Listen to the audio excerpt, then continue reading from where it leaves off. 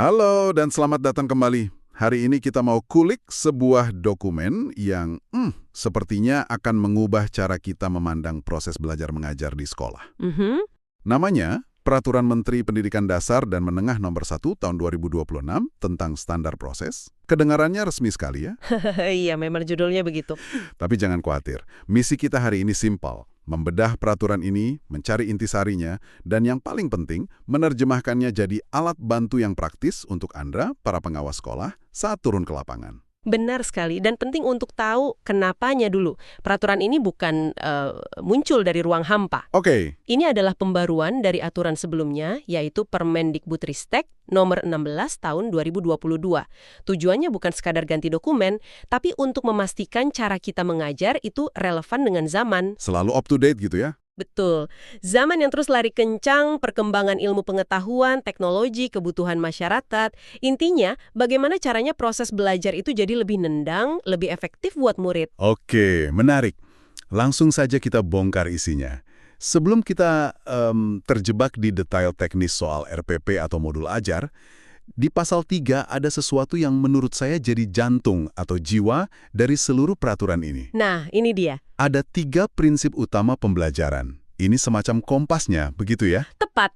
3 kata kuncinya adalah berkesadaran, bermakna, dan menggembirakan. Dan ketiganya ini bukan pilihan loh. Ini satu paket yang harus jalan bareng. Satu paket, oke. Ini filter pertama untuk semua aktivitas di kelas. Mari kita bedah satu-satu.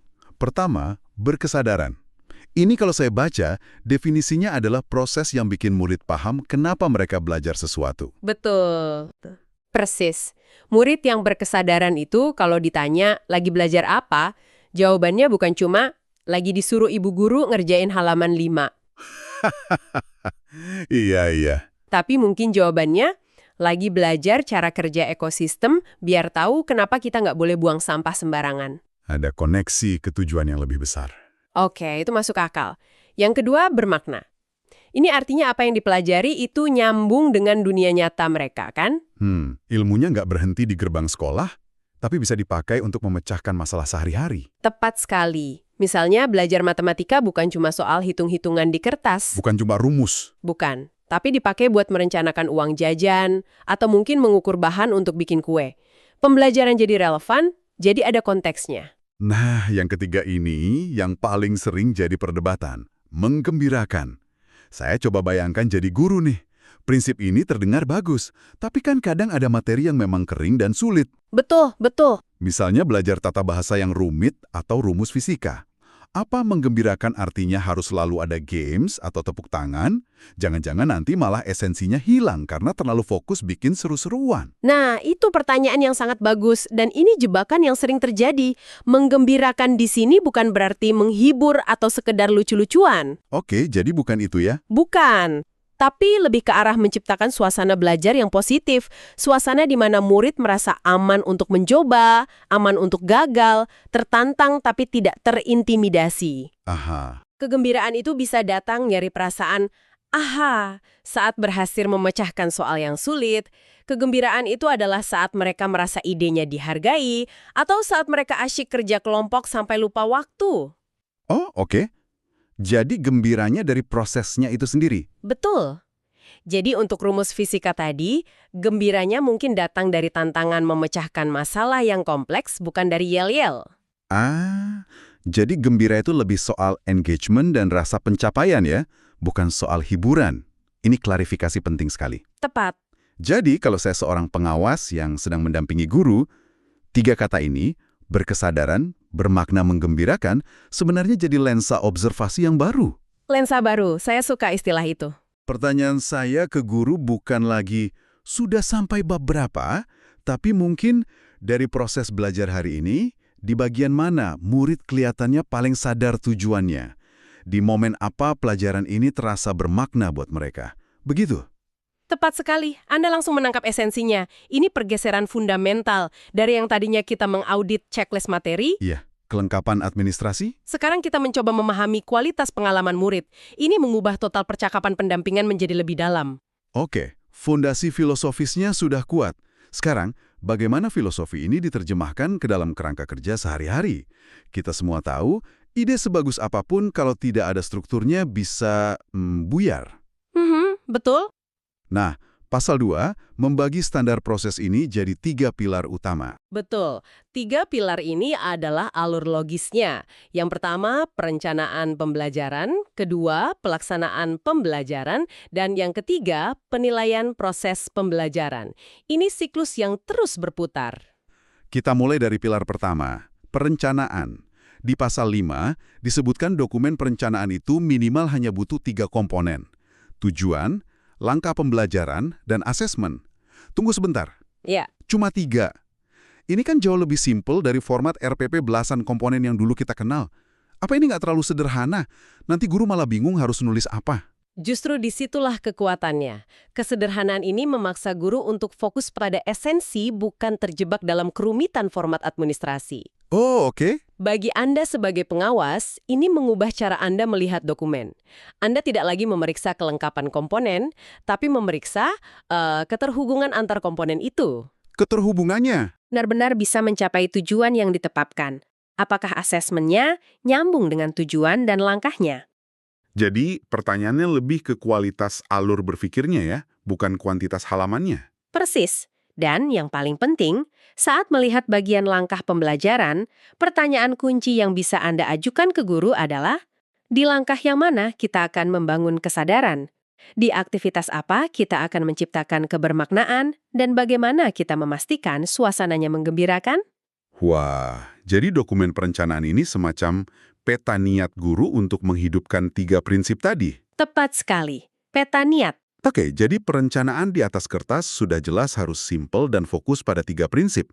Tapi kita semua tahu, rencana terbaik pun diuji di medan perang, yaitu di dalam kelas. Ini membawa kita ke pilar kedua, pelaksanaan pembelajaran. Benar, disinilah sihir itu terjadi. Pasal 9 menekankan suasana belajar yang interaktif, inspiratif, dan aman.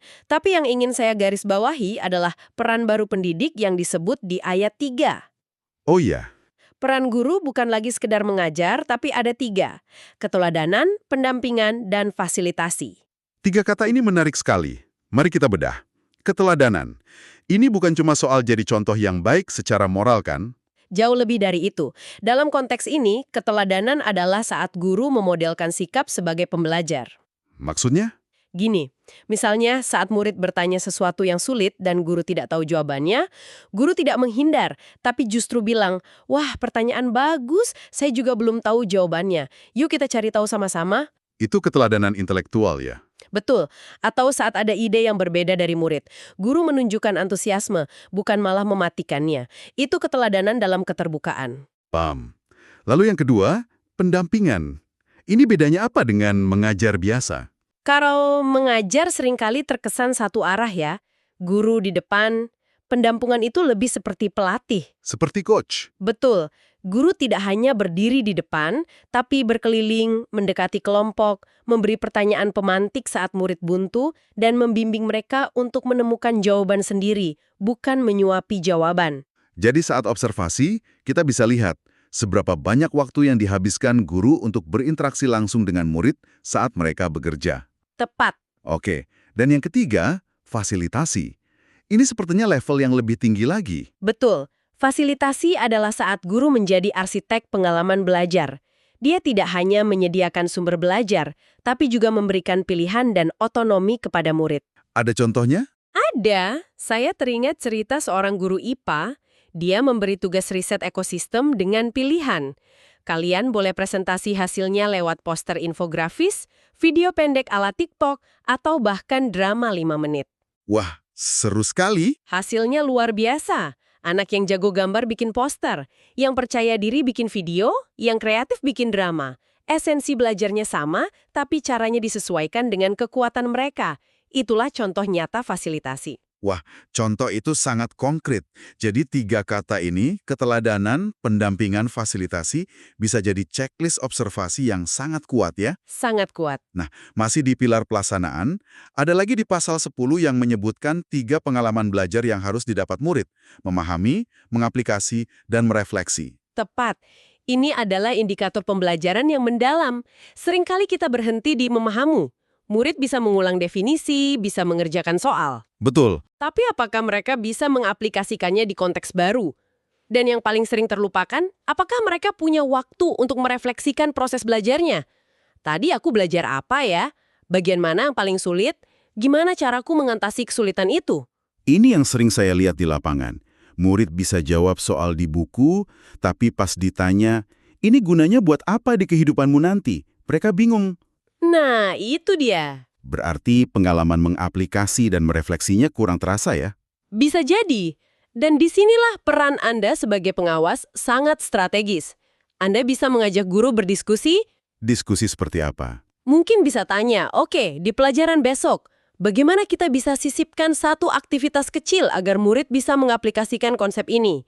Dan di akhir pelajaran, mungkin kita bisa sediakan 5 menit bagi murid untuk menuliskan satu hal baru yang mereka pelajari. Dan satu pertanyaan yang masih mereka punya mungkin. Nah, betul. Pertanyaan-pertanyaan seperti ini akan menggeser fokus guru dari menyelesaikan materi ke merancang pengalaman. Baik, ini sangat praktis. Sekarang kita masuk ke pilar ketiga. Dan terus terang, waktu saya baca bagian ini, saya cukup kaget, yaitu penilaian proses pembelajaran. Selama ini kan yang dinilai itu hasil belajar murid.